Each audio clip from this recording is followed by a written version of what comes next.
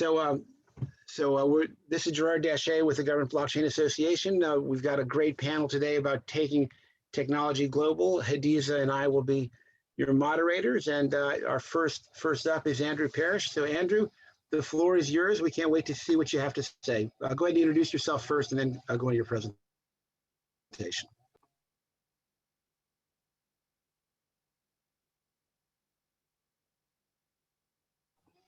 And you'll have to take yourself off of mute.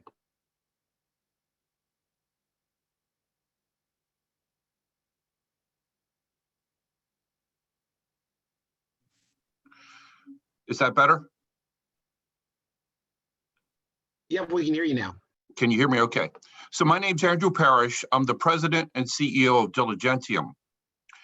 We leverage the tax code to help companies structure in the United States, structure themselves to reduce their tax exposure, as well as to go and do international business and help them take advantage of the government's tax code areas that incentivize people to do businesses internationally. So most of us are well aware of the proposition that the government gives us. They simply say to us, you're going to start a company, you're going to put your capital in, you're going to do all the hard work, and I'm going to be about a 35% partner in our business. And if you do well, I still make my 35%.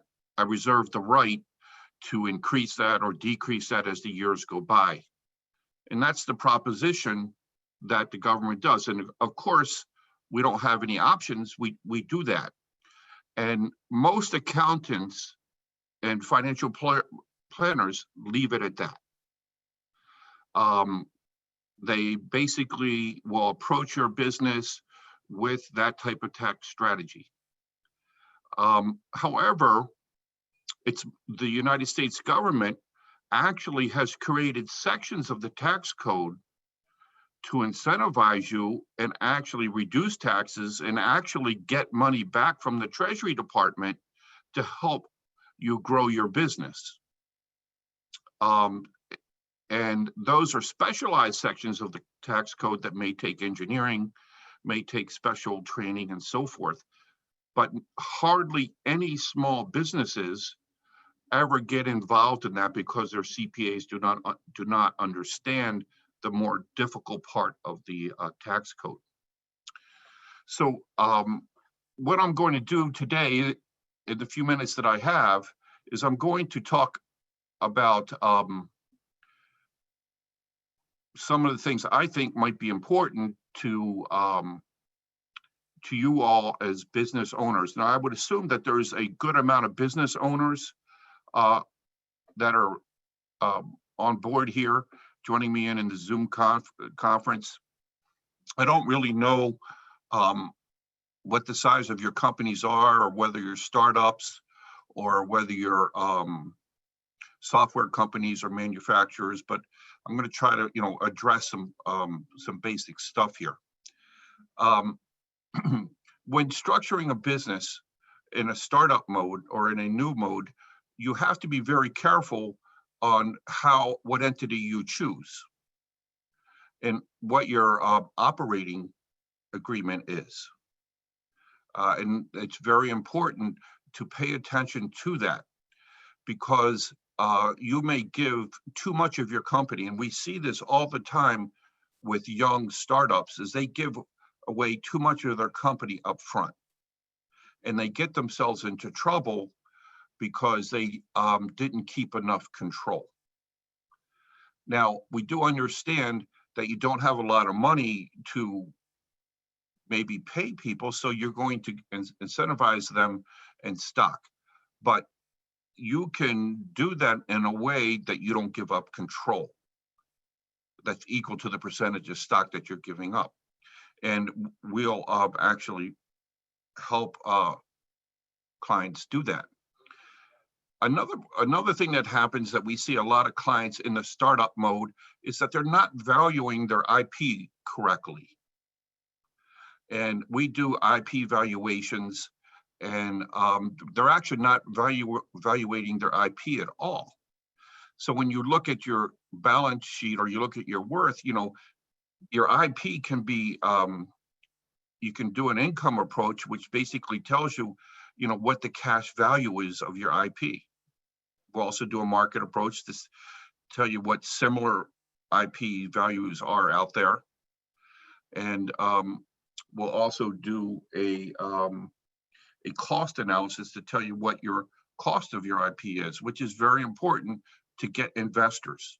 And you need to know what your IP is, and you even need to know what the value of your business is. So the tax code plays an integral part in that from two aspects, or three aspects, is how do you structure your company? Depending where you are in your life cycle, you may want to structure your company as a pass-through entity here in the United States. As an LLC partnership, we see that a lot, or as a subchapter S company, where you have as a pass-through entity where you are passing losses and income or distributions through what is called a Form K-1. So that's how we see many people in the United States kind of structure themselves. That gives them protection of a corporation, but it gives them the pass-through entity and the flexibility. So when you're passing profits from your business to your own personal income tax, you have to pay taxes on that, and that increases your exposure. So it's kind of nice, and the government has, and the Congress has come out and said, let's develop some programs that help you reduce what you pass or what your tax exposure is, and help you keep more of your money so you can invest in it. And we see those really become aggressive. Congress really becomes aggressive in downtimes like we're experiencing now. So I'm going to start with a few domestic programs, and then I'm going to go in and talk about some international programs. In your space, most of your space, which is similar to software development, the IP, of course, is important to value, but also your EBITDA is important. And if you're looking to raise capital or increase worth or even sell your business, of course, you want your EBITDA to be improved. Or if you're looking to get a bank financing, you may want to reduce your EBITDA. And so these are things that you need to know how to do and continue to structure and maneuver with inside your company, and how you set up your accounting systems, your charts of accounts and so forth, to make sure you accomplish what you want to accomplish here. So here in the United States, they have something, and actually in most developed countries, I think 35 other countries around the world, they have something called a research and development tax credit. This is a credit that identifies all the wages that are associated with developing new products. And it's a pretty robust credit that is very wide, and there's 4 gates that you have to pass through here in the United States. The first gate is that you have to have a product for sale, lease, or rent, or license. Or it can be a process, a consulting process. That's your first gate. That's called a business component gate. Your second gate is that you have to go through some sort of design phase where you have multiple iterations. You just can't start, think of one idea and produce it. You have to have multiple iterations, and you have to prove that to the IRS. The third is that you have to test your hypothesis. You have to test your designs. You have to experiment with your designs, and you have to prove that to the government as well, to the IRS. And then the fourth gate is that it has to be technical in nature, that it has to rely on the sciences.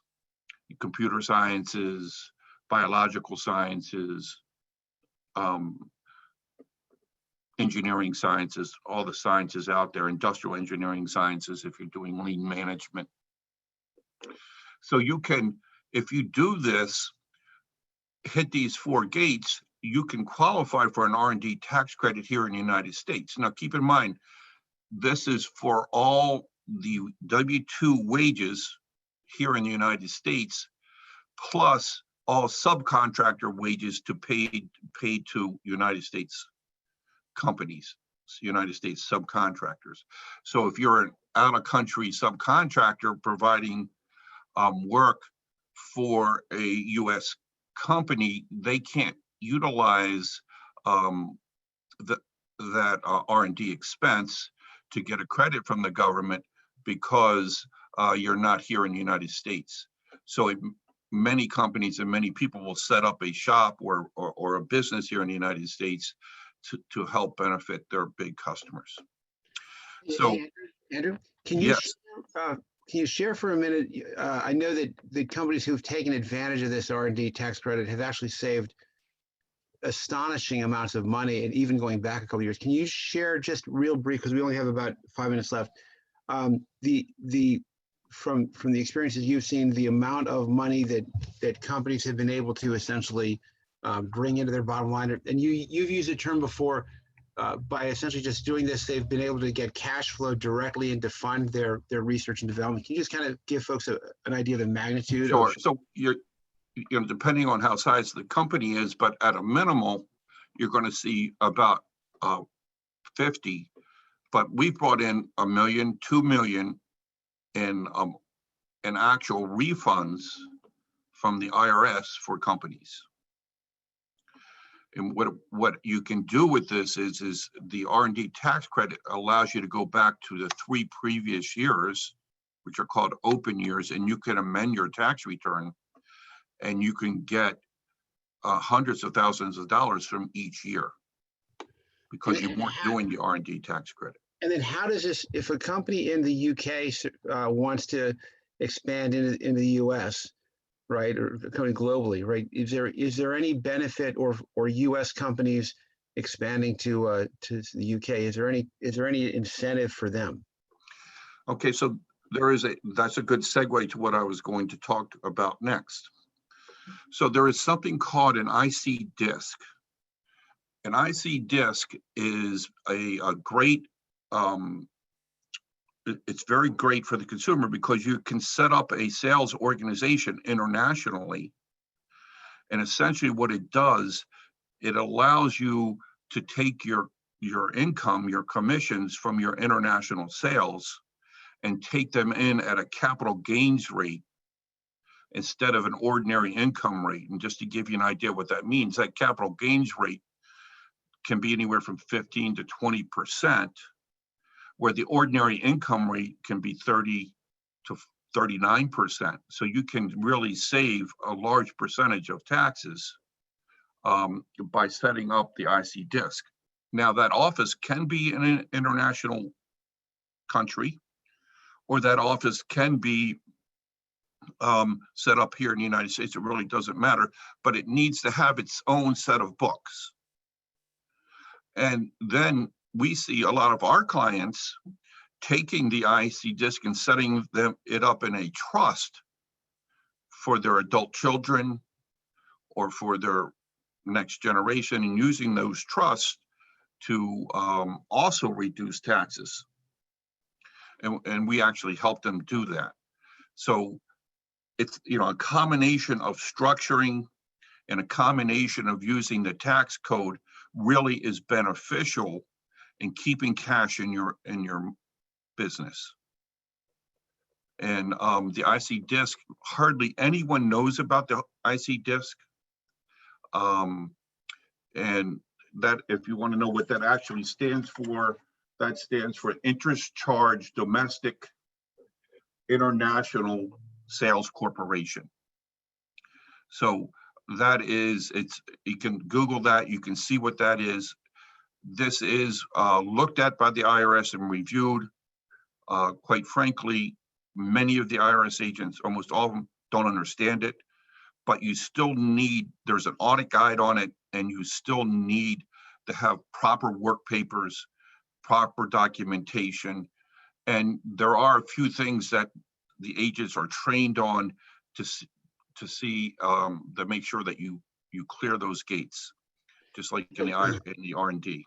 So, so the bottom line is, and we got to move on to the next speaker. The bottom line is that there are incredible tax advantages if you're outside the United States and you want to do work in the United States. The R&D tax credit and many of these other things are phenomenal tax incentives that literally you can use that to generate huge amounts of income to fund your R&D. And if you're in the United States and you want to, this is great a segue in terms of where we're going. You want to open up a sales office in, say, the UK, or you want to expand into Europe, right? Right. There's incredible tax advantages for you to take that and go into Europe and do that. I just dropped a link into the chat. It's a Dropbox link, and that'll take you to a folder where this presentation is. And some of this prejudice. So let me also mention, I'm not going to have much time to talk about it, but there's also another big one called the foreign tax credit. And maybe 60 seconds ago.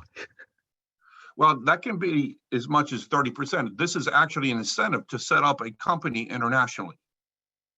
It was put in by Henry Kissinger, and essentially what you would pay in taxes in the United States, you could literally write off when you're an international organization. So if you had to pay $350 for taxes in, let's say, Great Britain, but in the United States you would only have to pay $250. You could expense that, and that's a real incentive. And it's much more involved than that, and it can't handle in 60 seconds.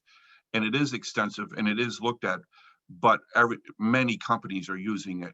And again, there is an audit guide on it as well. So we will do all the documentation, talk to the IRS, and make sure that everyone is clear when they do this. So Andrew, do me a favor. Also, drop your contact information in the chat, and so that people can reach out to you after the fact if they want to pursue. And we'll be doing other sessions like this as well. But I wanted to give you guys an idea of the huge amount of tax incentives and opportunities to go internationally. With that, I want to turn it over to Hadiza. Hadiza, you've got you want to kind of introduce your clan and tell them a little bit about why doing business in the UK might be a good thing to do. Yes, thanks so much, Gerard. Thank you so much, Andrew. Already so much more information to digest than we could possibly do in this short period of time. But I know your slides are available to others, and you'll make your contact information available also.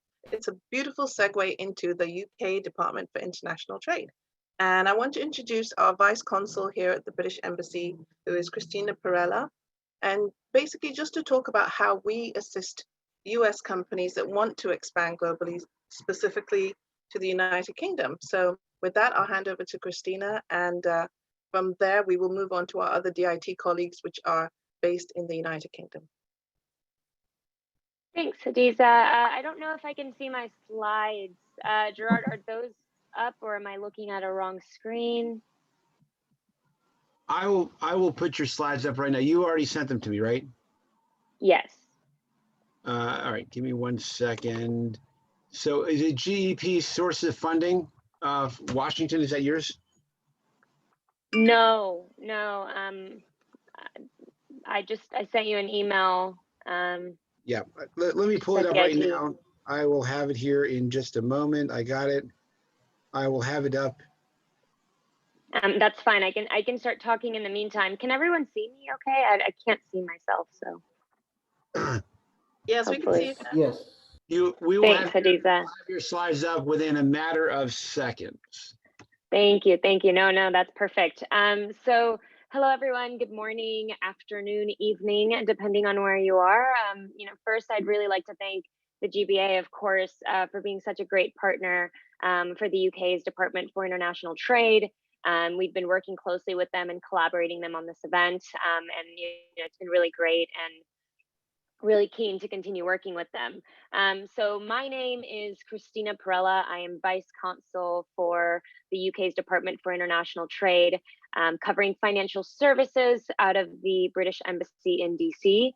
And a part of that in working with financial services, just to give you some context on the UK and why we focus on this sector.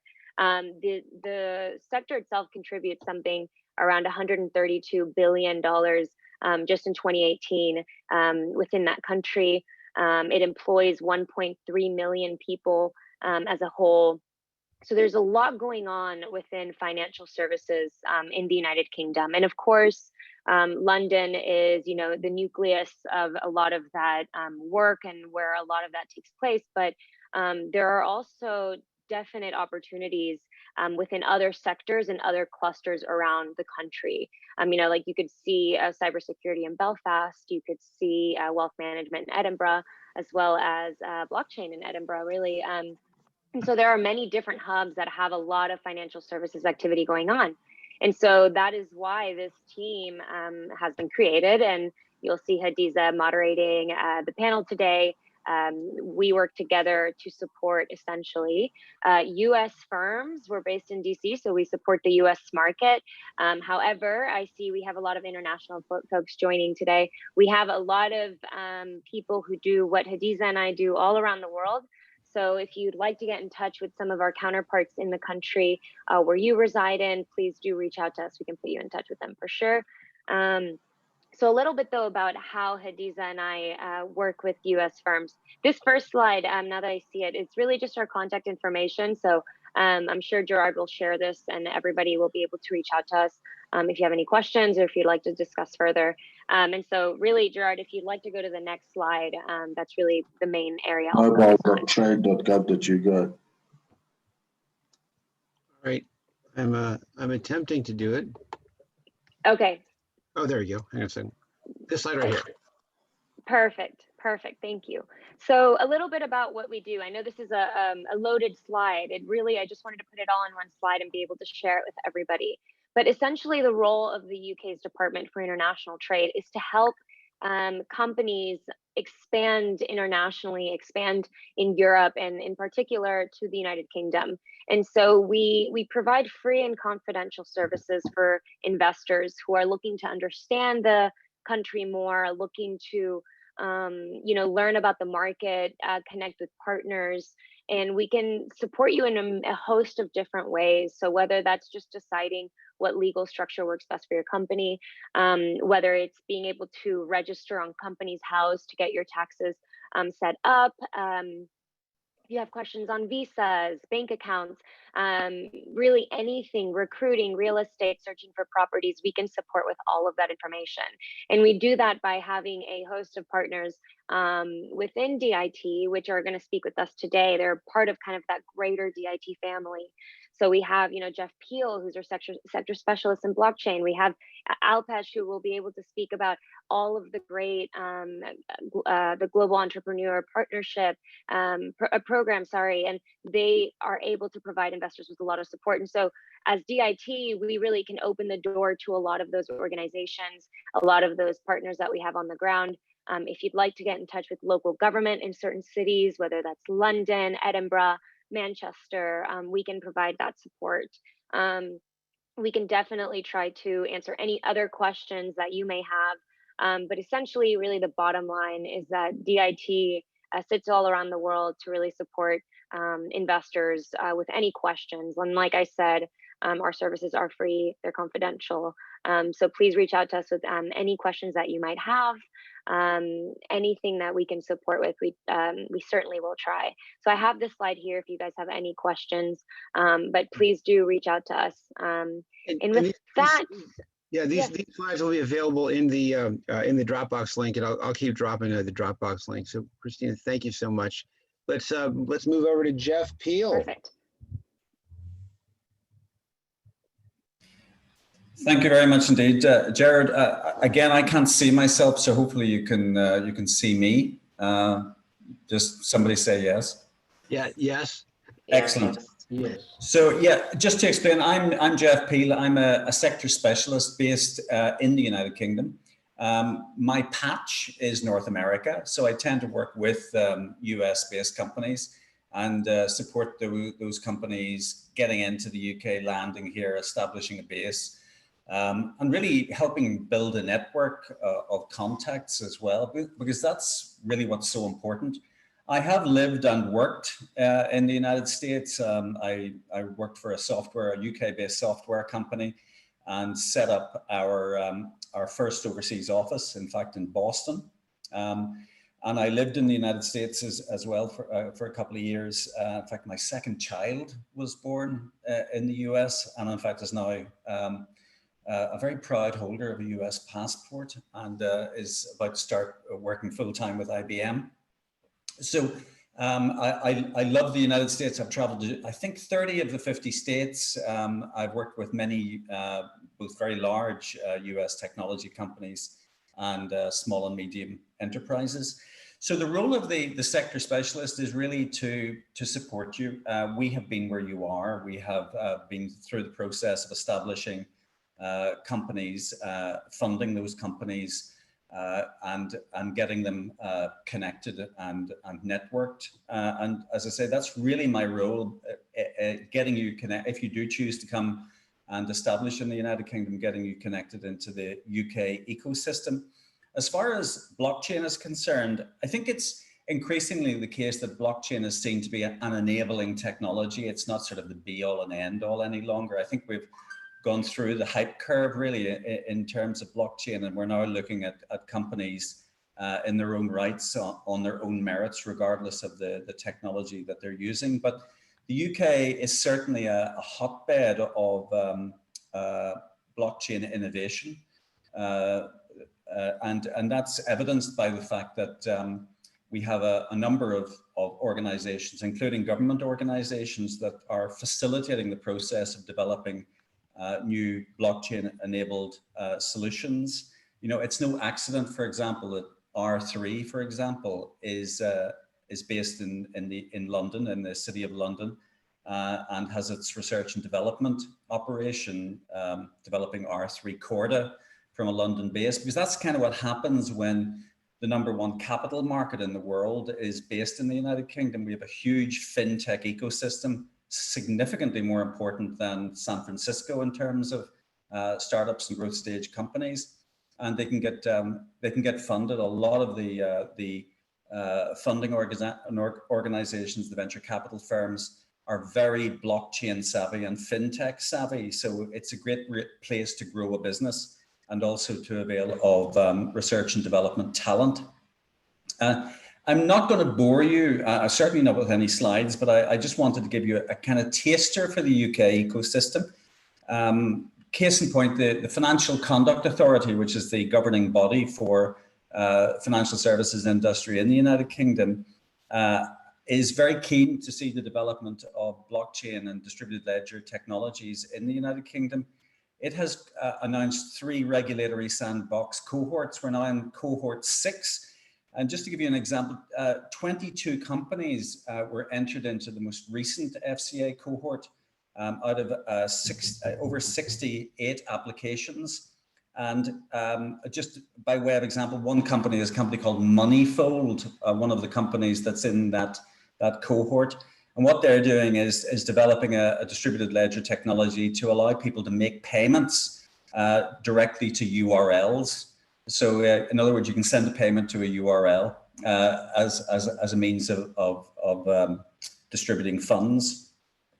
We've also got the APPG, the all-party group on blockchain technologies, which is if you like, a government level think tank to encourage the development of blockchain and distributed ledger technologies. We've got university incubators. Just recently announced was the Surrey University blockchain who have pioneered the concept of DLT testbed technologies. And they make available test beds on both public and private Ethereum platforms. And of course, you've also got corporate think tanks as well, focused on DLT.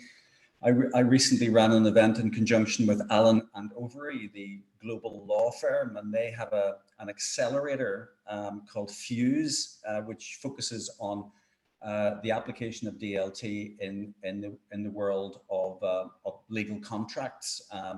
So there's loads and loads of stuff going on around blockchain and DLT, loads of companies being created, and an environment which was touched on in Andrew's presentation earlier, that really encourages the development of research and development activity in the UK, largely because of the tax breaks. And just a final point is we also have a very well proven funding mechanism for early stage companies, and that's called EIS and SEIS.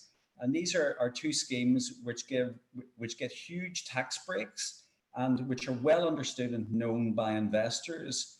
We also have an ecosystem of organizations that popularize and socialize opportunities for investment in blockchain underpinned businesses. I'd encourage you to go, for example, to a website called crowdcube.com. And what Crowdcube does is it publishes investment opportunities within SMEs that have interesting tech. And a lot of those companies are fintech oriented, and increasingly are blockchain underpinned as well. So there's an awful lot going on in the UK. Hopefully in the Q&A, I can elaborate on some of these topics. I haven't even touched on, for example, the accelerator network that exists in the UK, and many accelerators are becoming increasingly focused on blockchain technologies. An obvious one would be Level 39 in Canary Wharf, but I'm going to elaborate on some of those things later when we get into the Q&A. But suffice to say, I'm Jeff Peel. I'm a sector specialist at the Department for International Trade, and I'm more than happy to help if you're considering the United Kingdom as an investment and growth location. And Jeff, would you please put your contact information in the chat?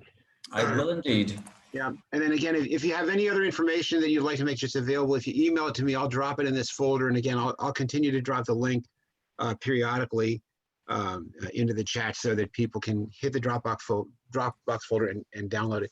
In fact, I'll also a little bit later, when this recording is done, I'll make this recording available to anybody who would like to participate or to like to download. Thank you. Gerard, just want to jump in real quick. Jeff, thank you so much. You've been an invaluable source of expertise, information, and obviously we can't touch on it all here. I just want to encourage any US companies that have joined us today. If you are interested in getting in touch with Jeff, we would love to participate in that relationship and make a formal introduction, because that's just the way our systems work. But yeah, Absolutely. very, very happy to partner with Jeff. And I would absolutely amplify that. You know, our consular network is the most extensive consular network in the world. So it's not just the embassy in DC, but also our network internationally. So once you land and establish in the United Kingdom, we treat you like any other British company. yeah, And then you can avail of that network and the resources of the consular network worldwide. And many US companies do that. It really enhances what you can get from your own trade teams in the US network, but also we can enhance that perhaps where you can play the two off against each other. You know, we work beautifully with the US trade teams as well. Hey, yeah. Jeffrey, thank you for amplifying that, which is a great segue to Alpesh, which we're going to have. But before we do that, we've got about 47 people on the call. I would love, if you guys wouldn't mind, just drop in the chat where you're from, right? You know, city, state, country, because it'd be great to kind of get an idea of the geographic spread of this particular call. So Hadiza, do you want to introduce Alpesh? Yeah, oops, what have I done? Okay, yes, Alpesh, I had the pleasure of meeting quite recently, is one of the excellent deal makers with the Global Entrepreneur Program, and another industry expert. So the wonderful thing about DIT is we have people that have worked in the industry that are knowledgeable in both the commercial sense and how the government works. So I want to pass over to Alpesh, and again, sorry for the short amount of time, but we're going to follow up with more events that I know people will be able to ask more questions. Thank you, and thanks everyone. Well, I'll start off with my US connections. I used to work in the US Congress for one of your congressmen, and I set up a hedge fund, a private equity firm. And the way the whole role with the Department for International Trade works is we continue running our day job. So for me, it is that private equity day job. But what I do with the government is to look for these outstanding technology companies from around the world, including from the United States, with a view to showcasing why they might want to set up their businesses in the United Kingdom. And that's what I'm going to talk about, is some of the successes we've had and why all of you listening to this from different parts of the world. I know I saw people from Beirut, as well as obviously the United States. So you've got all parts of the world, why those technology companies are looking to establish that base in the United Kingdom. So as I said, it's called the Global Entrepreneur Program.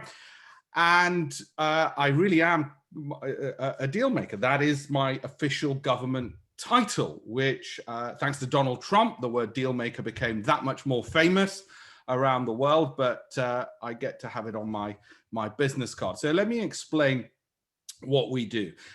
When we're meeting technology companies, such as the ones which are on this call, some of the problems that come up are twofold. One, Alpesh, what's the funding available? Everything from grants and loans to venture capital funding, okay? And you just heard about Crowdcube, so crowdfunding, angel investment. What's available? How do we get access to it? If we set up as a British company. The other question is, Alpesh, do you know somebody who can introduce me to? Okay, so people basically don't know where to look or who to look for. And in one sense, my job, before I can even before I can even solve any of those issues and do any deals, is to help them find who they should be speaking to and the source of information. That's what I'm going to help you with. I want to avoid you being sort of frantic like this person. So that's the first issue. I'm going to solve those problems for you because we've collated all the sources of information in one place. So I've been doing this for 15 years. I know very well. Now, what people want to know is, how do I get the funding? Where is it? How do I pitch? How do I get access to the right person? And what questions should I ask them? Too often I've been asked, Alpesh, do you know somebody in, I don't know, Virgin? Do you know somebody in British Telecom? And that's not a good way to go about it. Or how do I get funding for my company? Okay. We're also well aware, just as in all the other parts of the world, wherever you are listening to this presentation, that you all have the same problems when it comes to investing and trying to get funding. It is that sort of valley of death. You've got your business plan, you've got some friends and family funding. You might not quite be at Series A, the venture capital end of it. Well, how the heck are we going to get the money? And part of my role as one of the government deal makers is to get the company ready to get that access to funding, use our networks to open the door. So it's our networks as deal makers, our expertise being in private equity, of creating those deals either for organic growth, so we open the doors so that you can get the customers, or help find the funding. Now, I should make absolutely clear, the UK government doesn't write you checks, okay? Our private sector is big enough between our angel groups, which are the largest in Europe, our venture capital industry, which is the largest in Europe, our crowdfunding, largest in Europe. But I'm going to show you the sources of funding in a second. So how do people go global and why do they do it from the United Kingdom? And you've heard some of this from the Vice Consul earlier on and the earlier speakers, but just very quickly, this is where we are in terms of unicorns. Obviously, we're a smaller country, but that means you've got less competition if you want to get to that billion-dollar status. And I hope all of you as technologists on this webinar do have ambitions to become unicorns and billion-dollar companies, because we're not in the journey just for fun. Okay, London you've heard about. Obviously, there's all the rest of the United Kingdom, which is often overlooked. You heard about Belfast and cybersecurity, Scotland for financial services. I'm from Leeds, which is 200 miles north of London, and that as a financial centre is again, sometimes overlooked because London has the pull. Think about the talent, think about the access to talent that you've got in such a wealthy nation, a nation which is so well skilled, as opposed to competing in the same shark tank that people often are doing. And one of the reasons people come to the UK, they tell me, is ease of doing business. The ease of doing business is the number one reason, let alone the British brand that they'd have and access to the market. We're the 5th largest economy in the world. So you've got access to that. And of course, we've got these fantastic relationships with both the EU and the US, the 2 largest by size markets in the world. So you've got 3 giants all in one when you're in the United Kingdom. I'll make sure this presentation's available, but these are just some of the big name companies.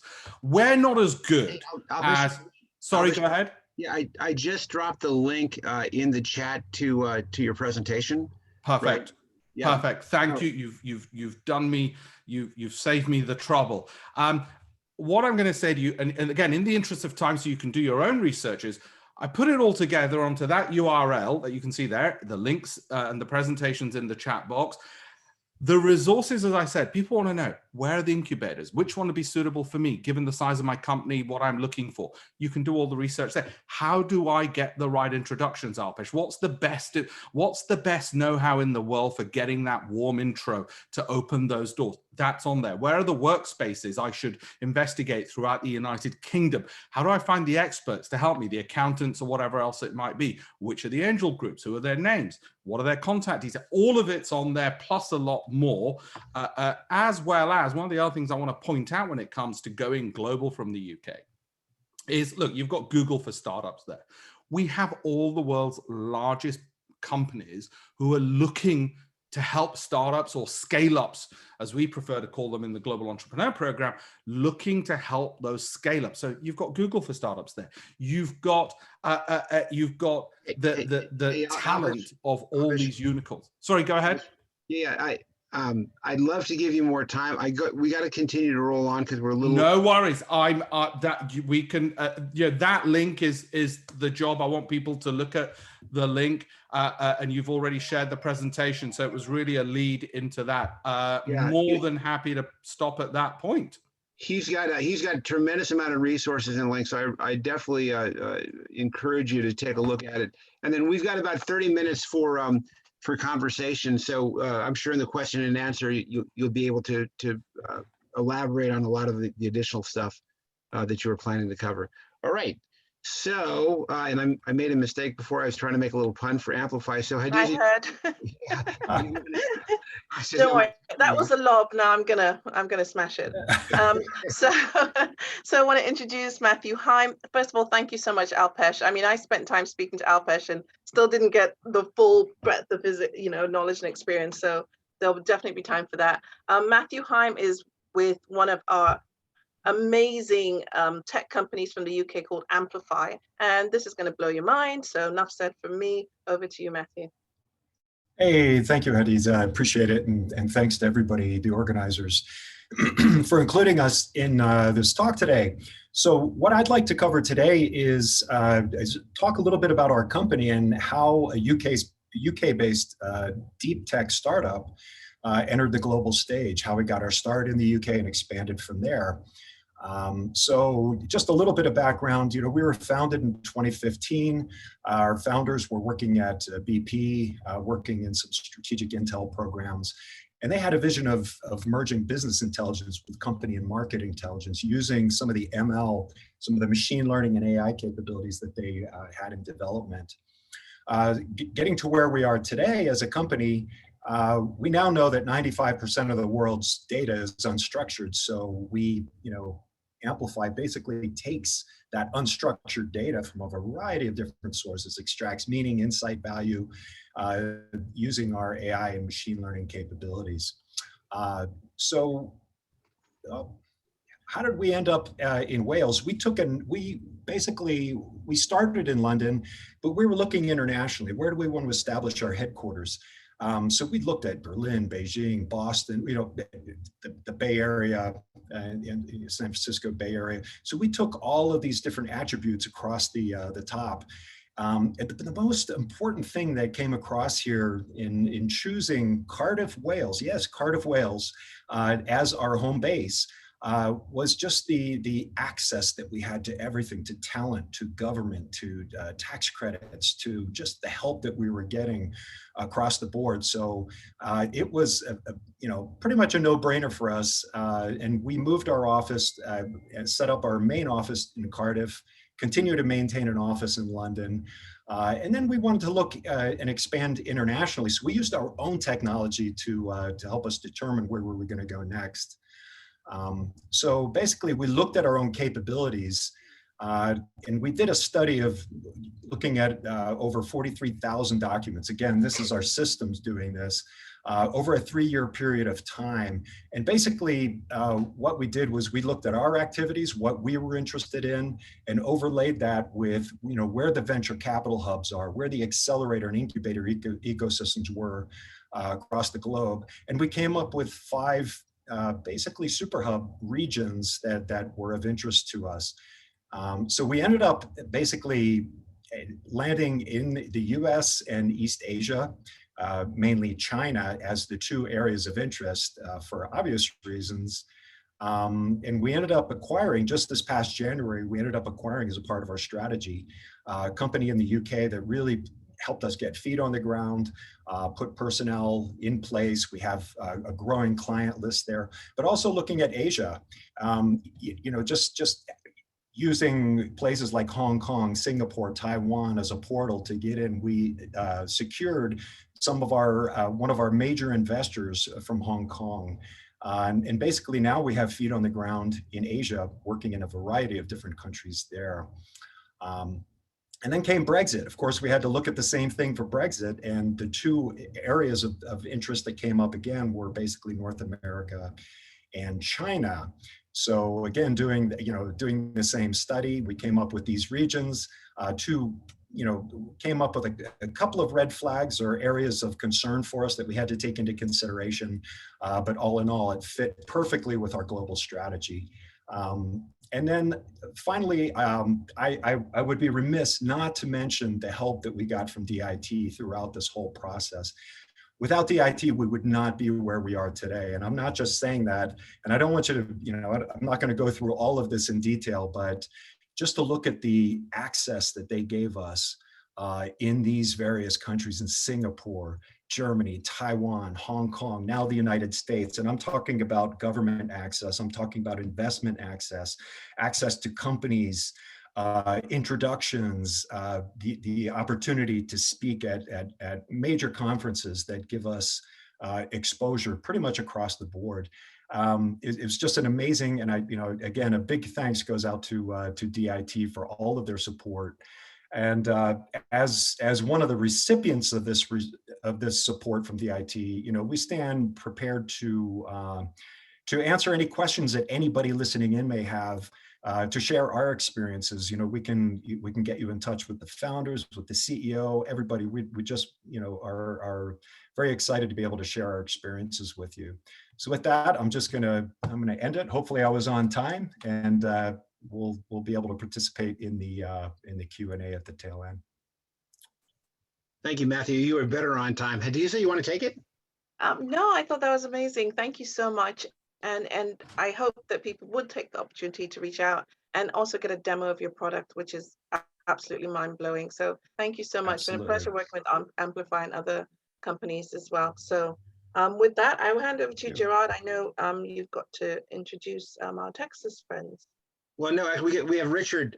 Richard is the last of the British contingent before we're gonna go back across the pond to Texas. So Richard. Apologies, Richard. No problem. So I'll just crack on, shall I? Sure, Richard. We've got a little bit of a background noise. I don't know if that's sounds like it sounds like an electronic fly. Okay, there's another machine next to me that I've just shut down, so hopefully that'll go any second now. Yep, it's all gone. Perfect. Okay, good. Okay, so hey everybody, I'm Richard Halliwell. I run the Technology Procurement Association. Oh, hey, hang on a second, Richard, before you go any further. Alpesh, if you want to take your slides, if you're interested, if you email them to me, I'll drop them in the chat into the folder where people can get access to them. All right, Richard, the floor is yours. Thank you. All right.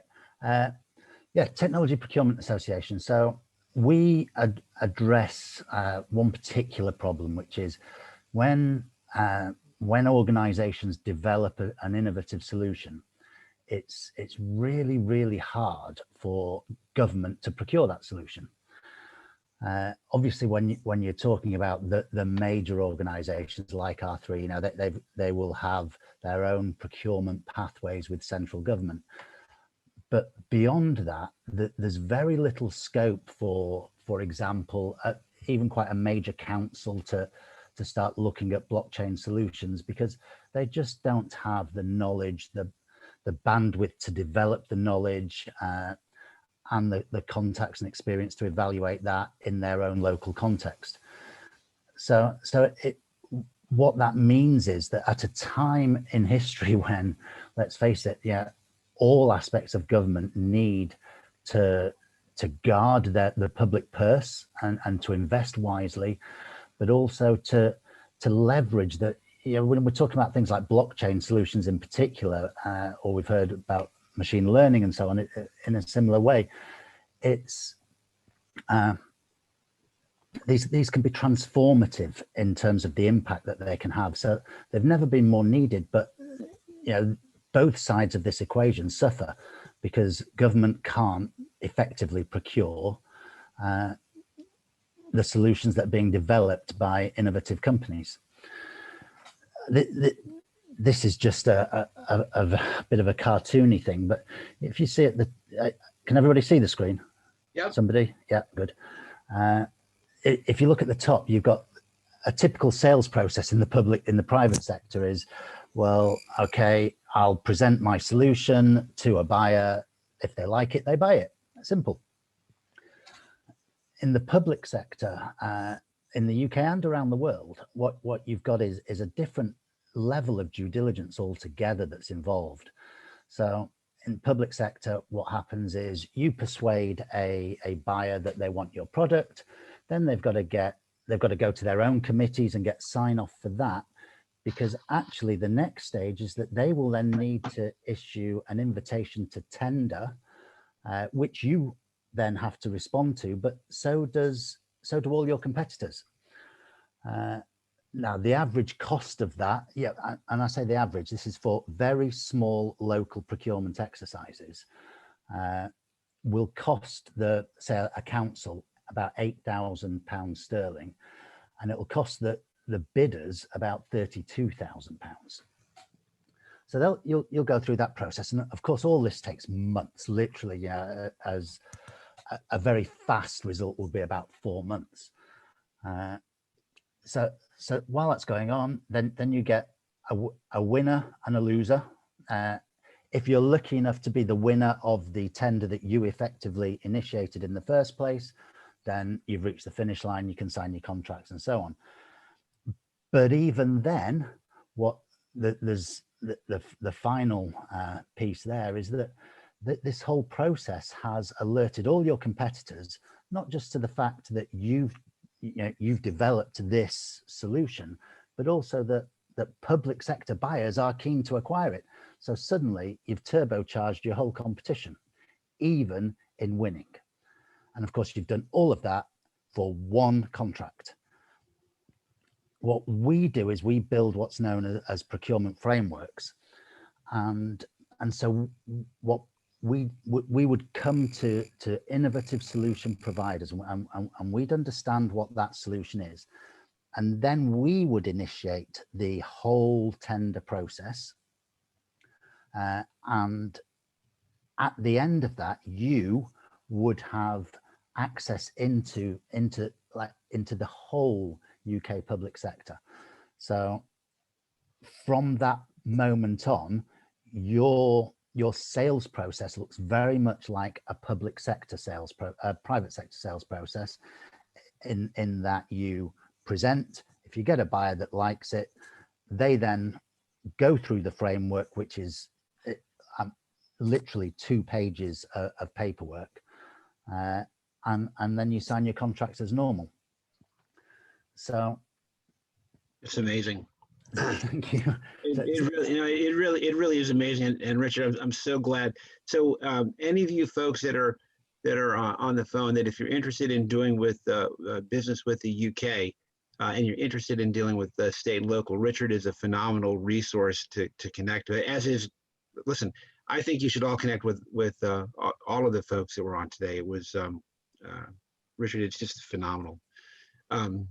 And Richard, your contact information, can you make sure you drop that into the chat? And then also, if you want to send me anything, I'll put that in the folder that everybody will have access to, along with the recording of this presentation and the chat. Yes. And all that stuff will be available in the folder probably within about an hour or so after this is done. Thanks, Gerard. Yes, I'll do that. Just a final quick thing to add is that entire process that I've just described is something that we're working with the GBA International Trade Working Group to replicate, so that we can then springboard, not just from giving US companies or any companies access into the UK public sector market, but then springboarding from there into Europe and other territories as well. Yeah, and then for those of you that are going to be in the DC area in May, as part of Government Blockchain Week, I know that Richard and Juan Cabrera and Hadiza are all working together to host an event at the British Embassy. I forgot the exact date, but it's going to be, I think it's going to be like May 17th or 18th, somewhere around there. And Yes, that's correct. Yeah, and so that'll be a great opportunity for you to come to the British Embassy.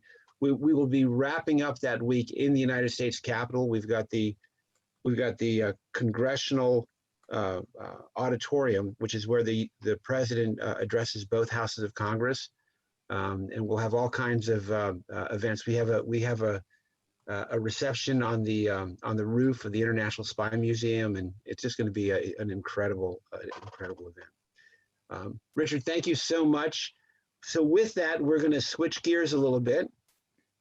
So I want to introduce Lee Bratcher to you. Lee Bratcher is, Lee, I'm going to let you introduce yourself, and you can tell them a little bit about the Texas Blockchain Council, and then let us know why is it a good idea for people to do business with Texas. And then after that, we're going to open it up and just have an open dialogue. People can ask any questions. And when we do the open dialogue, right, I want you to feel free to ask questions, but also, feel free to promote what you guys are doing as well, right? So you've heard from the panelists, but we've got so much rich experience of the 47 people that are on. So it's not just about the panelists in the open discussion. It's really about everybody who's participating. So with that, Lee, I turn the floor over to you. Well, great. Can you guys hear me okay? Perfectly. Okay, and how about the presentation? Is that visible? That looks like it's pictures of you and your honeymoon. Oh no, I'm sorry. That's the right one. Very good. Well, Gerard, thanks for having me on to talk about the Texas Blockchain Council, and we're proud members of the GBA and excited about what y'all are doing globally and internationally, and in the UK and Europe and elsewhere, and also in the US. So we are hyper local.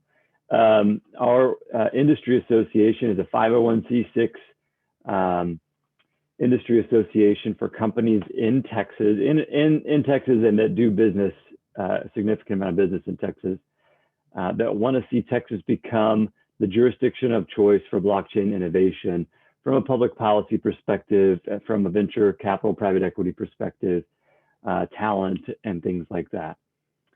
So we are a nonprofit, but we have about 18 member companies that run the gamut from large cryptocurrency companies to small, blockchain platform companies or services companies.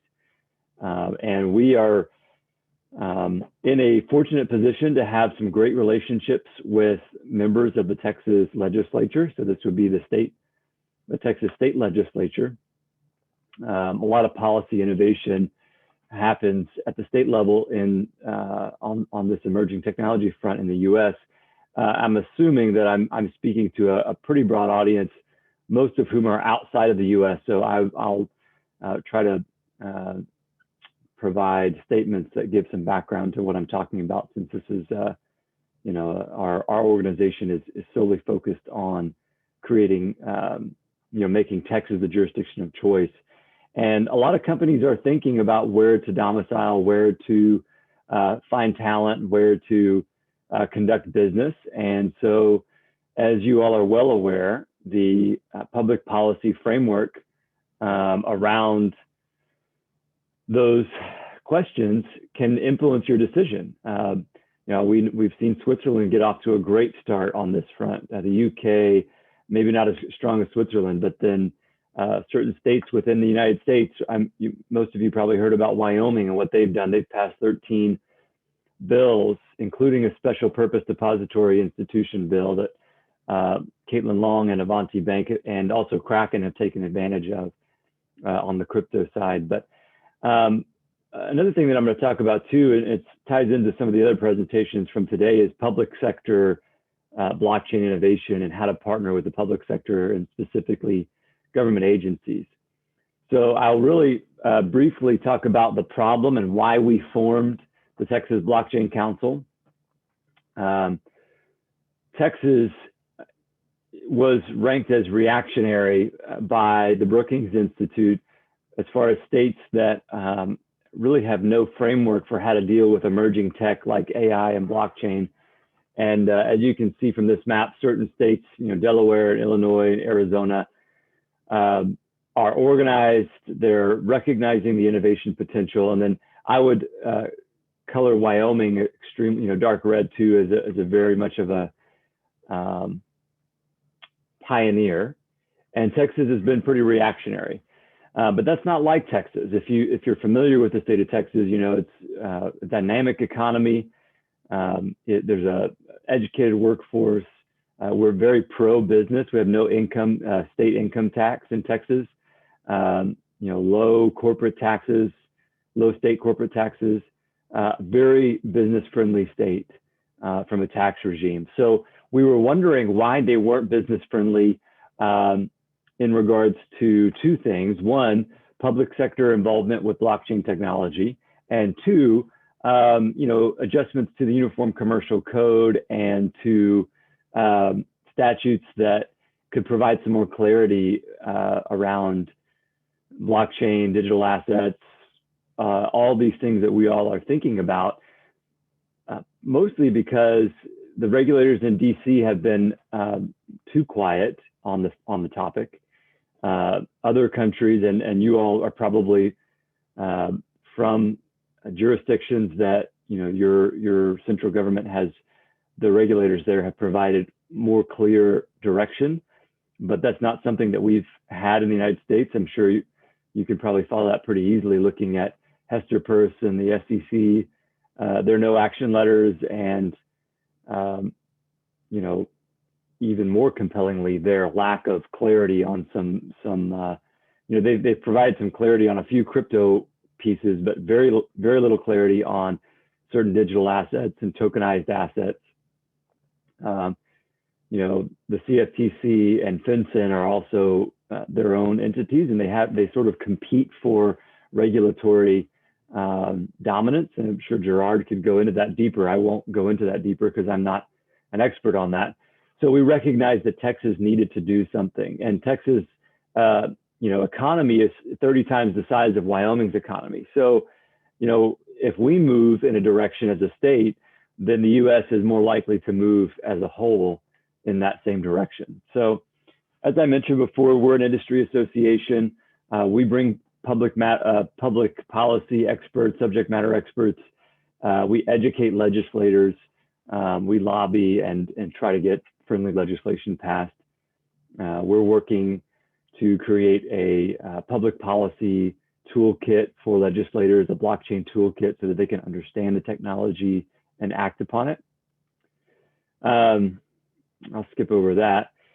So here's really what I want to get into, and then we'll do question and answer here in a moment. And I'm sure Gerard will facilitate that. But we view blockchain technology as the next space race. So if you'll remember, the Soviet Union and the United States were competing to put a man on the moon and to for the space program and all the technological benefits that came after. Well, we think that blockchain is the next space race, and I happen to have a hunch that some of you might think that as well. It's a race for the Internet of Value, how we transact value digitally. So it really has nothing to do with space per se, but that's the analogy. So if you follow the analogy a little bit further, Texas, with NASA being based in Texas, played a big role in the space race. And one of the ways that we are, one of the stories that we're telling and capturing the minds of legislators is we think Texas can play a major role in helping the United States become a major player in this race for the Internet of Value. And another player in this space is China and the European Union. I would say that two dominant players here. And this is just some excerpts from the Chinese Blockchain Services Network, the European Blockchain Services Initiative. Great efforts by both. I'm very much impressed with the EBSI, the European Commission's Services Network. And the United States has nothing similar. The Fed is researching central bank digital currencies, but they're very far behind the European Commission and very far behind China's CBDCs. I'm a little less impressed with China's Blockchain Service Network because of, it's ironic that a totalitarian state is moving in a direction of decentralization.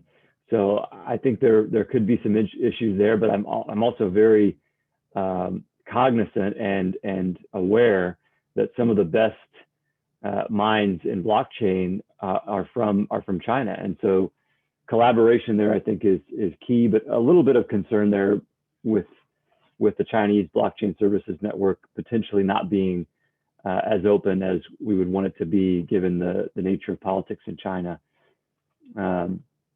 This is just a graphic of the European Blockchain Services infrastructure, which many of you may be familiar with, the Digital Euro project.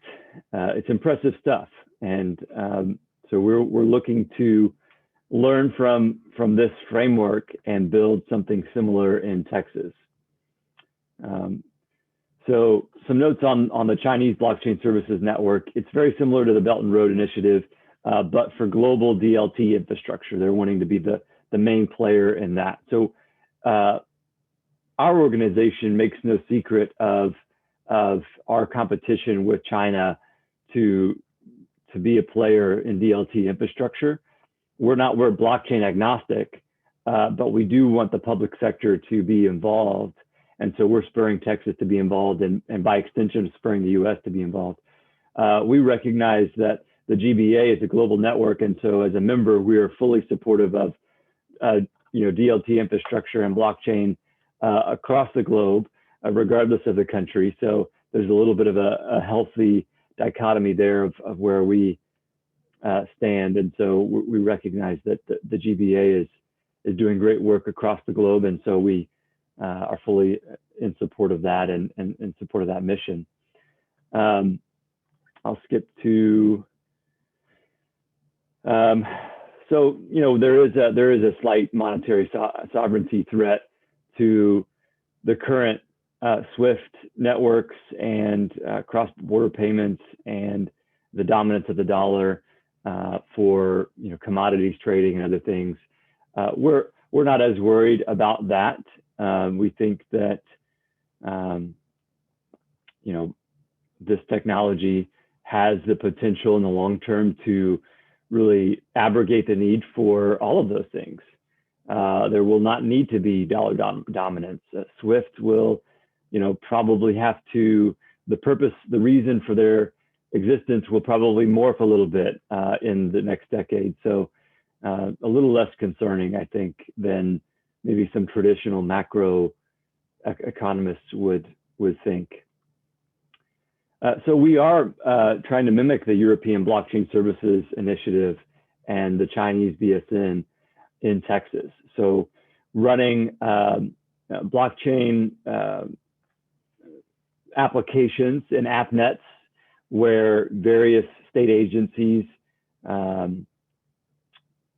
interact with private sector companies.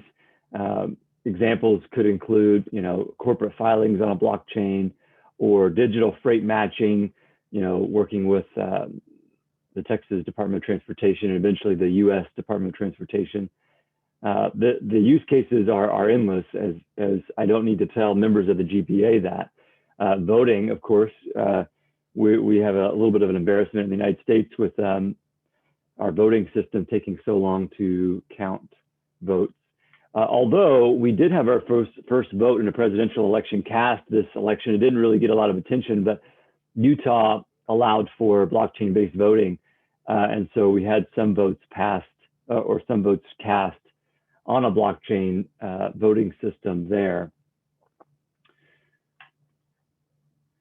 Yeah, potentially a notarization, of course, workforce credentialing, digital freight management. I mentioned that briefly. So those are some things that we're thinking about. We do have pilot programs underway, unfortunately, none of which that I'm allowed to talk about publicly, but happy to chat one-on-one about various pilot programs that we're working on. And this is a layer, what we're conceptualizing as, the Texas Blockchain Services Network, with the Texas government having a massive stake in the governance of the network, a public DLT that has interoperability with other chains so that private DLTs can interact on this depending on the use case. So yeah, that's what we're working on in Texas. I'm thinking that I'm coming up on my time here. So Gerard, I may want to yield the floor to you. Sure. And yeah. And Lee, thank you very much. You actually shaved off a couple minutes, so we'll have more time for questions and answers. So what I want you to do, if you have any questions or comments, anything you'd like to do, feel free to raise your hand. I'll start turning the floor over to other folks. I do want to sort of share one or two things that Lee pointed out. I'm going to share my screen for just a moment. So Lee pointed out, can you guys see the ethics statement here? Yes. All right. So Lee pointed out that we're a global organization, and we are. So we've got folks in China. We have a member in Iran. We do represent any country, right? We've got a chapter in Moscow, and so when Lee talks about the interests of the United States or Texas, right? We want to help all of our members basically realize the benefits for them and their organization, their governments. But when you've got folks like the United States, China, Russia, and Iran, all members of your organization, you have to stand behind a particular statement, right? And so there's some things that we will support and some things we won't support, regardless of which country. So I want to read this to you because it is fundamental to who we are. GBA commits to reflecting various viewpoints and positions from many perspectives among its members. Yet technology, like an inanimate object, is neutral with regard to human motivations. Therefore, the following tenets will guide GBA leadership and its members as we engage with public policymakers, industry influencers, and citizens at large. 1, technology is a resource that can and should be globally used for good on behalf of all citizens. 2, the resultant uses of technology, such as blockchain technology and its related innovation, strives to improve the quality of life of all citizens. 3, governments, government employees, and laws are instituted by citizens and nations to serve and protect, not suppress or hinder the free and positive pursuit of the governed. 4, the inalienable rights and dignity enjoyed by citizens shall not be unduly suppressed by the authority of governments as they carry out their mandated roles and responsibilities. And finally, GBA will only pursue goals that serve to form a more perfect union between and among governments and the citizens they serve. We do this by establishing justice, ensuring domestic tranquility, providing for the common defense of citizens' rights and welfares, and securing the blessings of liberty in a free society. And so this is the very first thing that we wrote when GBA got started. It's the most important thing. Now, with regard to the US dollar, right, and so I am an American. I'm a former United States Army infantry and intelligence professional. So I do love my country, but we have to be real about one thing. This right here is from the St. Louis Federal Reserve Bank. And what they show is that when we got off the gold standard, we basically increased the money supply until 2008. And some event happened in 2008. I'm not sure if any of you guys are aware of that, but we did some quantitative easing and we fundamentally changed the slope of the line. And that happened until about March of 2010. And you see that line takes another change in terms of its slope, right? And so when the United States poured trillions of dollars of new supply into the money supply, we not only diluted our currency for people here in the US, but since 60% of foreign reserves are in US dollars, we made the rest of the world poor, right? And before, in 2008, that may not have been a problem because quite frankly, there was nowhere else for the rest of the world to go, right? And we had pretty much locked in the money supply, the financial system, so that if you wanted to participate in the global economy, you had to deal in dollars and be part of this banking system. But things are changing, right? So what this is right here is written testimony of Brian Brooks in his testimony to the United States Senate just recently. And by the way, Brian Brooks, we have a tentatively he's going to speak. We won't know until, you can't confirm until January when the schedule opens, but he should be with us at the US Capitol. He says today, roughly 60 million Americans own some type of cryptocurrency with a total market cap of 430 billion. That's roughly 20% of every man, woman, and child in the United States, right? So I look at cryptocurrency, if we're talking about fintech and financial systems, right? Just looking at this chart, right? The fintech space, it's going to change, right? This is math, and sometimes people will say things like, well, that's not going to happen. The US dollar is strong. Things are going to continue the way that they had. And they essentially are locked into a particular paradigm, like they were with the real estate industry in 2008. Right? But in the fintech space, we need to be ready for major changes. And I think blockchain is going to be a significant part of those major changes. And the entire fintech banking technology stack, right, is somewhat inconsistent with a decentralized stack because the current banking system is all centrally controlled client server, and this space is all wallet based. It's an entirely different architecture type. So if we're talking about fintech, right, we need to recognize that there are a lot of changes coming. I can't tell you how it's going to go, but it is a great time for innovation. It's a great time for people to look for problems and to work with governments around the world to help them essentially adjust into whatever the new fintech normal is going to look like. Because this curve here, right, this is real, right? And you see the curve never goes back down. And so what does that mean? I don't know. But I think that if a lot of countries are looking at doing things like central bank digital currencies, right, they're all, before they said this was a Ponzi scheme and a scam, now they're saying if you can't beat them, join them. But if you download a wallet, right, for a dollar, a US dollar, or a UK coin, you download that onto every single person's phone, and that wallet can also hold Bitcoin. They start to see the comparison between one system and another, right? Things are going to change, right? So those are just a couple comments that I make in terms of background. I want to open the floor. Does anybody have any questions or comments? If so, please raise your hand. And while we're waiting for somebody, I'm going to ask Sindhu. Sindhu is a GBA member. Let me see. Are you still on? Are you still on, Sindhu? If you are, why don't you unmute yourself and just kind of tell folks a little bit about what you're doing? Yeah, I'm very much here. No, great. Yeah, Sindhu, why don't you tell people a little bit about what you're doing, and then if anybody else would like the floor, just raise their hand and we'd be happy to recognize them.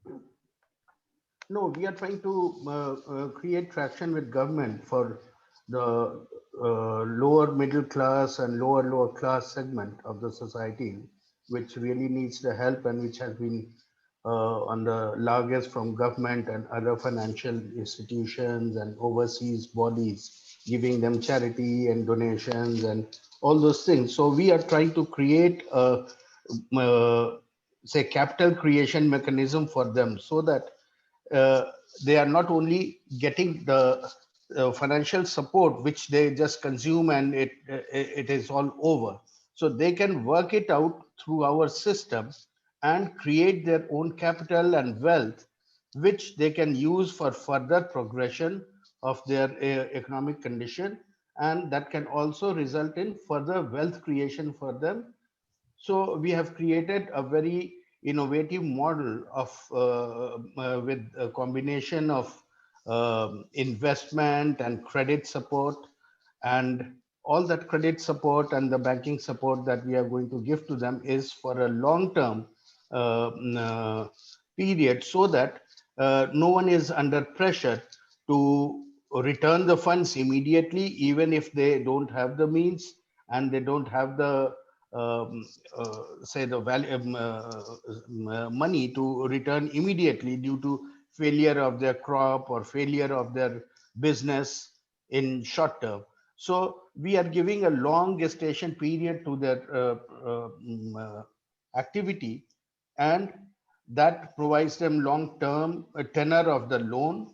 And we have created the concept of rural exchange, which we are launching in India.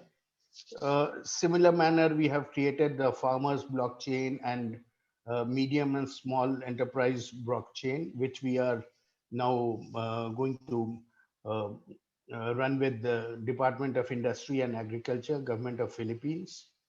And with our digital banking platform, we have tied up with the EcoBank in Africa for their entire African and South African branches. So we are just trying to create that financial inclusion with a different model of growth and development, because till now everywhere we have been discussing growth and development as a trickle down theory. So now this is a reform from below type of segment that we are working on with the aid of blockchain and DLTs and artificial intelligence, machine learning, IoT, all those things combined together. That's awesome. Yeah, I'm just so impressed with the entire network that you're putting together. Mark, Mark Kaufman, I see you have joined. If you'd like to share anything about, I think you're in North Carolina now, North or South Carolina is what I seem to recall. If you'd like to share about anything that you're doing, and then also after that, if I think I saw Juan Cabrera, you're doing some stuff with the International Trade Group. And if any of you guys would like to share any of your stuff, you're up. And Hadiza, go ahead. You can take the floor. Yeah, great. Yeah, no, I'm looking forward to them sharing. I wanted after that to sort of ask a question to both Lee Bratcher and to Jeff Peel about what you think the US and the UK could do on maybe on trade agreements or on a more diplomatic or political level to increase the awareness and understanding of blockchain and DLT and the relationship. And then Mark, you're after they answer, then you're next, Mark. Go ahead, Jeffrey and Lee. But just on the trade agreements, obviously there's a number of things that can be looked at in terms of the, if you like, the digital strand of the negotiation of the trade agreement. Like one area that UK government is looking very closely at, for example, as it pertains to blockchain, is the availability and supply chain of critical minerals.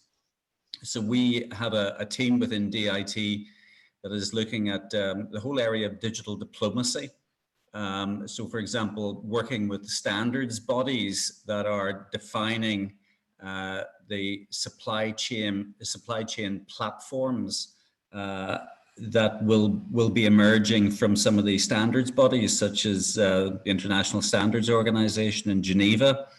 So we have a digital diplomacy team in Geneva, and obviously the US, the UK, Australia, other markets where it's absolutely critical that we maintain critical supply, that we open up the discussions relating to the free trade agreements to discuss such issues where critical minerals such as lithium or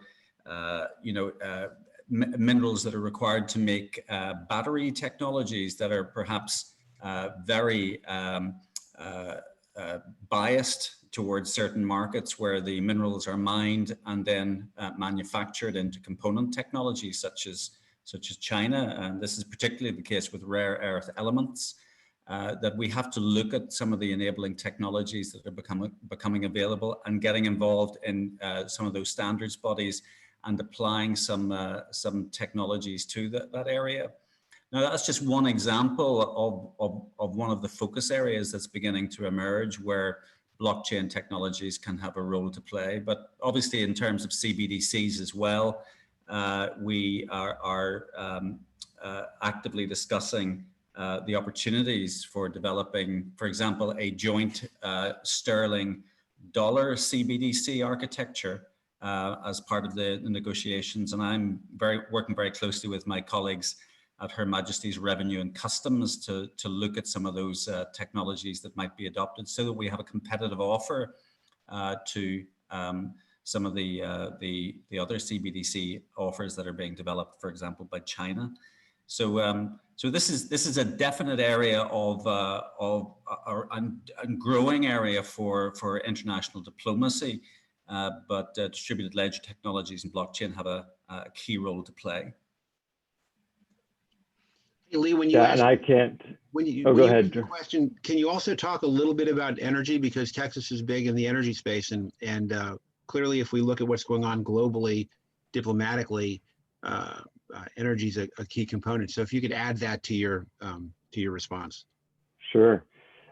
First, I'd like to kind of draw attention to how well the European Commission, the European Union has handled this, and UK obviously being a big part of that, and I'm sure will continue to be a big part of that moving forward, regardless of what happens there.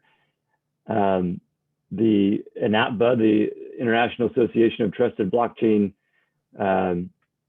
Entities, it's the European Commission sponsored entity called INATBA, is doing some interesting work.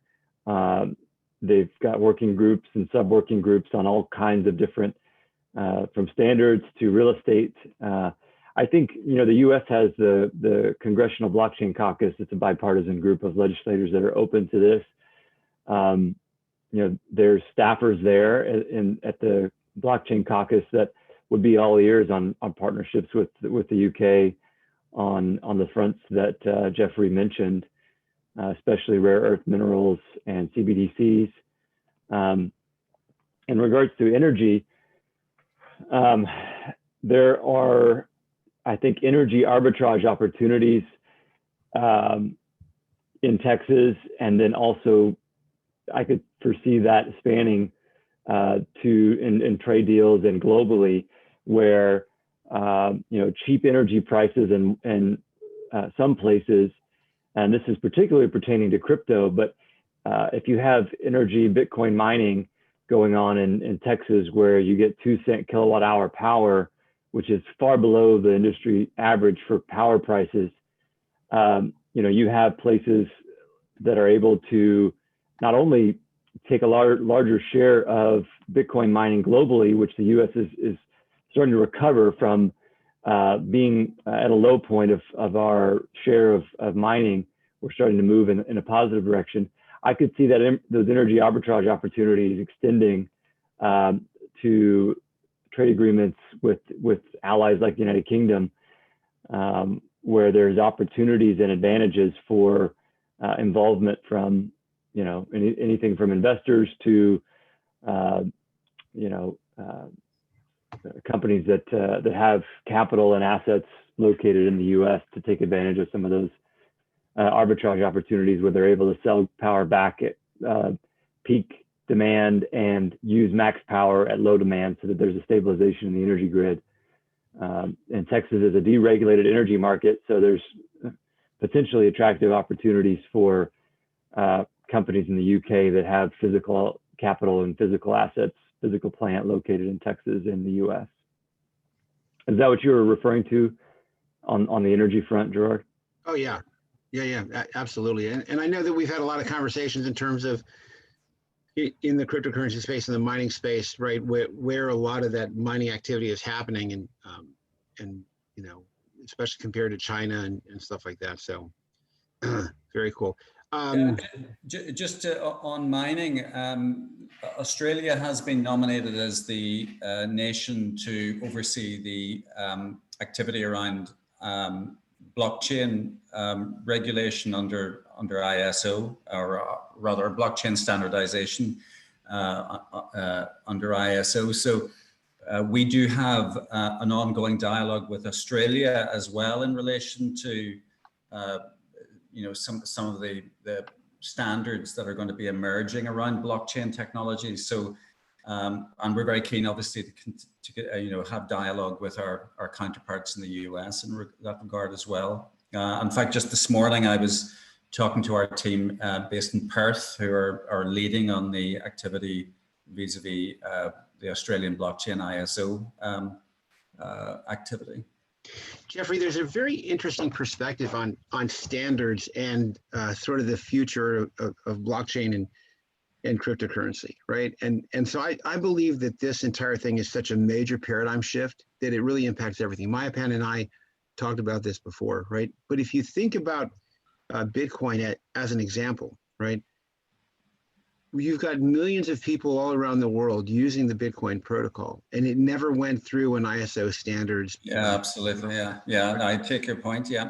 And so I think that in the future, right, it may not necessarily be these standards organizations as much as it will be these technology organizations or these technology networks that create the standards essentially embodied in their protocols. Right. And that if you want to essentially participate or plug into a particular network of technology, you're going to have to meet those API requirements, right? As opposed to, you know, sort of the old school where we send people to a far off city, they vote and they come back and they tell everybody else how to do it. Yeah, I totally agree with you, because this technology emerged, you know, as a result of a kind of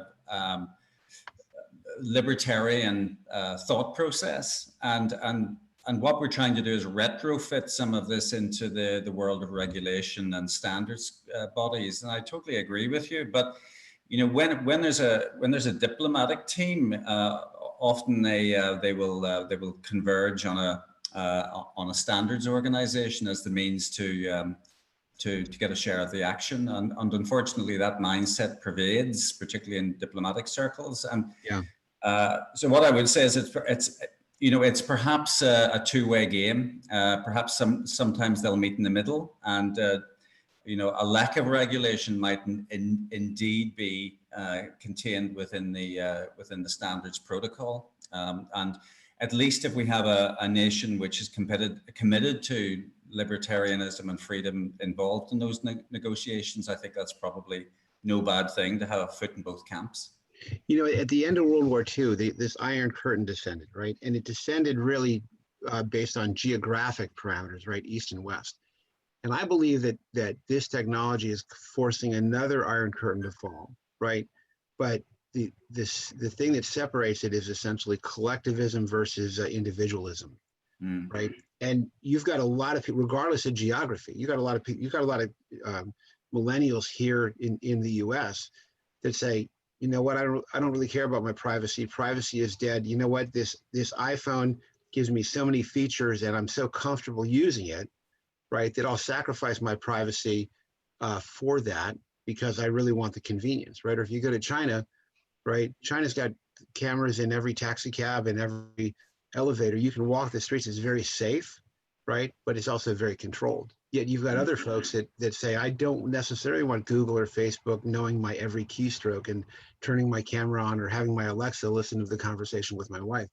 So I believe that we are going to sort of separate into these two communities or forces that are not going to be so much geographically based, but there's clearly going to be a wall of separation between the two. And they're both going to try to use blockchain technology to accomplish their goals. And I don't know how it's going to turn out, but I think that we need a lot of good people working to find solutions so that we live in a rules-based, transparent, just society. Absolutely, and that's very much the case, specifically with CBDCs as well.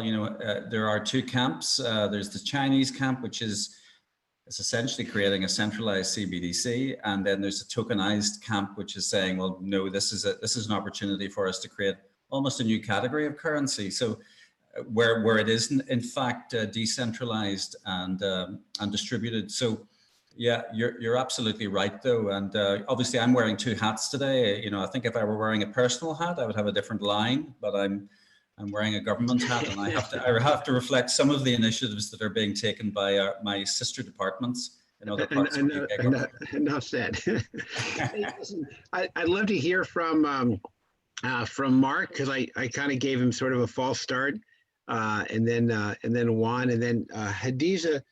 Hadiza made a great comment. She said, did anyone hear anything today that gives them more business confidence to take technology global? If so, would you like to share? So let's hear from Mark and from Juan, and then if anybody would like to share any takeaways that they got today, then I would love to hear them.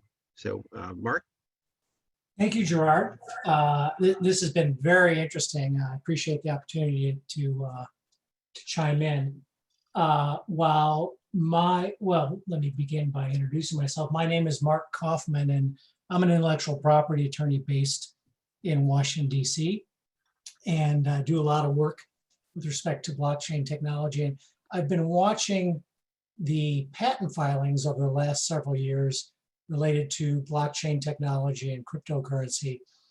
And in short, we're seeing a patent landscape that, if not managed properly, could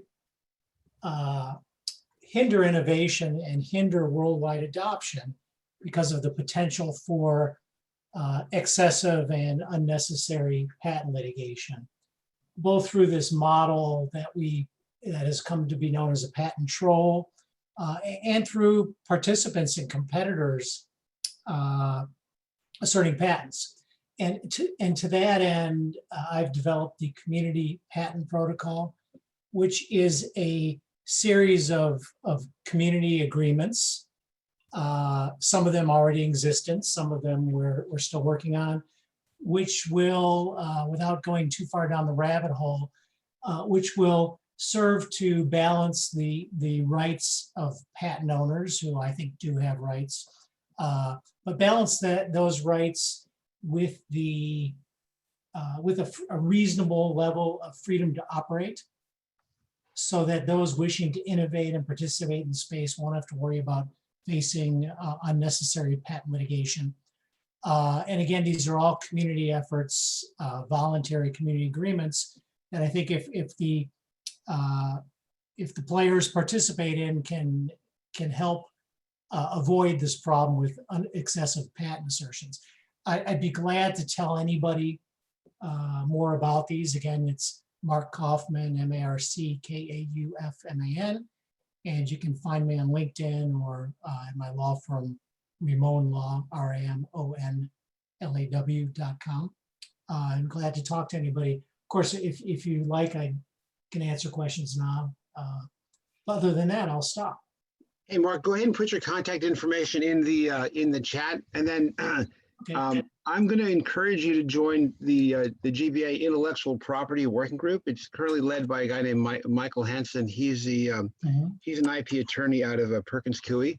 But I would love for you to participate in that, and then maybe we could do a series of events on intellectual property, because I think that plays a big role.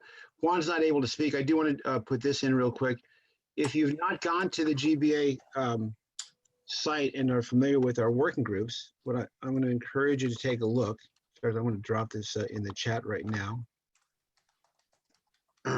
So GBA has working groups on on all kinds of different topics, right? Artificial intelligence acquisition, management, asset management, big data, budget accountability, transparency, campaigns, cannabis, contract management. And so the way these work is anybody in government can join these groups for free, right? And then the private sector, they pay a membership fee. But the government folks come, they say, here's a problem, here's a solution, here's what we're trying to solve. And the private sector folks say, here's our white paper, here's our demo, here's our solution.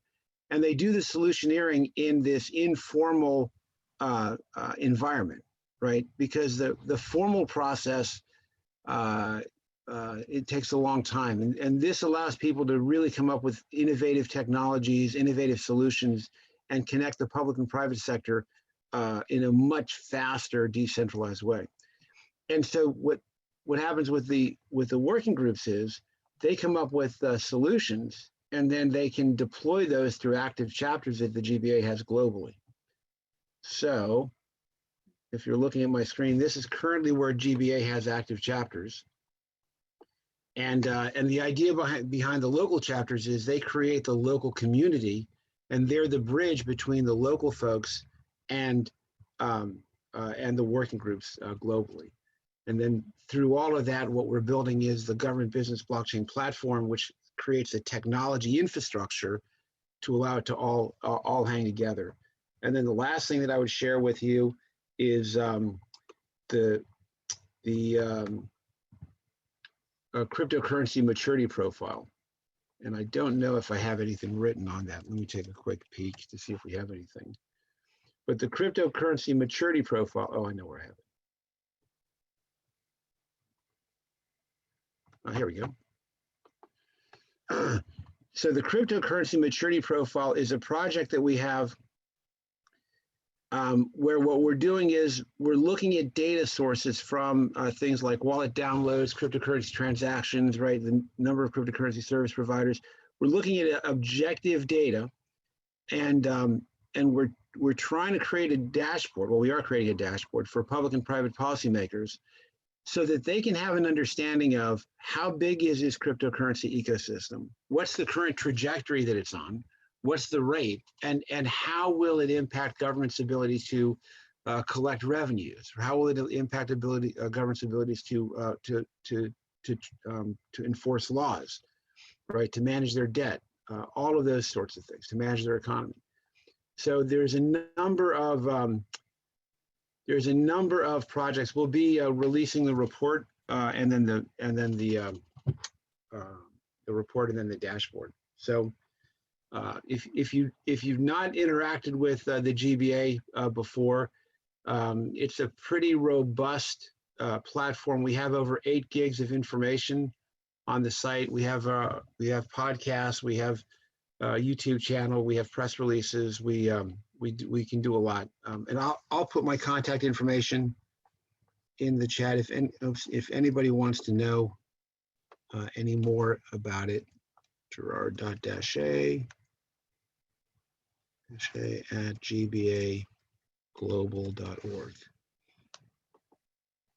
All right. Any parting thoughts? Anybody have anything that they're burning that they want to share with everybody else before we drop off? We got about 3 minutes before I turn into a pumpkin. Was this helpful? Did you guys find that this event was beneficial to you guys? Definitely. Absolutely. Very good indeed. Good. Well, Yes, thank you, Gerard. Keep your eye on the events page here, right? So we've got all kinds of events. We're going kind of light for November and December, but we'll be picking it up pretty hot and heavy in January. All right. Well, with that, I bid you all. Hadiza, did you have any parting comments you wanted to make? No, just a very heartfelt thank you to all the panelists. Thank you so much for sharing. I know there wasn't a lot of time to interact, but we have future events planned. I mean, as someone that works with you guys, I'm still so hungry to hear more from you, and I'm sure others are as well. So for everyone that was on the call, thank you so much. Thank you, Gerard, for always being so engaging, open, and so full of information as well. And from DIT, we'll be in touch. All right. Bye, everybody. Oh, and I'm going to leave the chat open if you want to scrape the chat. And then the last thing I'm going to do is I'm going to put the link in one more time. Give me a second so that you can download all the contents. And there's a link one more time. So like I said, in about an hour, we'll have it populated with a recording of the event and the chat. In the meantime, you guys can go ahead and leave. Feel free to scrape the chat if you like.